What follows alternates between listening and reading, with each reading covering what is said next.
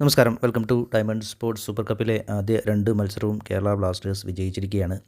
ഡൽഹിയെയും രാജസ്ഥാനെയുമാണ് കേരള ബ്ലാസ്റ്റേഴ്സ് പരാജയപ്പെടുത്തിയിരിക്കുന്നത്. ഇനി മുംബൈക്കെതിരെ നവംബർ 6-ാം തീയതിയാണ് കേരള ബ്ലാസ്റ്റേഴ്സിന് മത്സരം. അതൊരു സമനില മാത്രം മതി കേരള ബ്ലാസ്റ്റേഴ്സിന് സെമിയിലെത്താൻ.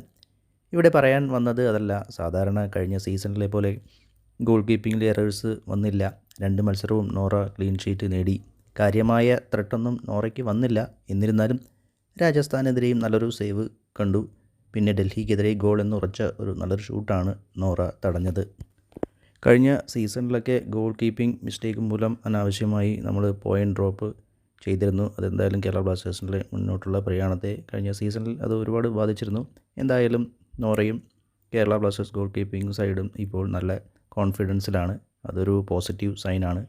ഏതൊരു മത്സരത്തിലും അടുത്ത സ്റ്റേജ് എത്താൻ അവസാന മത്സരം വിജയിക്കണം, അല്ലെങ്കിൽ മറ്റുള്ള ടീമിൻ്റെ റിസൾട്ട് കൂടി നോക്കണം എന്ന ഒരു സാഹചര്യമാണ് കേരള ബ്ലാസ്റ്റേഴ്സിന് എല്ലാ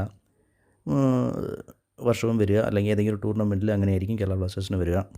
നിലവിൽ ഈ സീസണിലെ സൂപ്പർ കപ്പിൽ കേരള ബ്ലാസ്റ്റേഴ്സ് 2 മത്സരവും വിജയിച്ച് പോയിൻ്റ് ടേബിളിൽ മുന്നിൽ നിൽക്കുന്നു. ഇനി അടുത്ത മത്സരം സമനില മാത്രം മതി കേരള ബ്ലാസ്റ്റേഴ്സിന് വിജയിക്കാൻ. എന്തായാലും നോറയുടെ ഈ പ്രകടനവും അതിലൊരു നിർണായക പങ്ക് വഹിച്ചു എന്ന് തന്നെ പറയാം.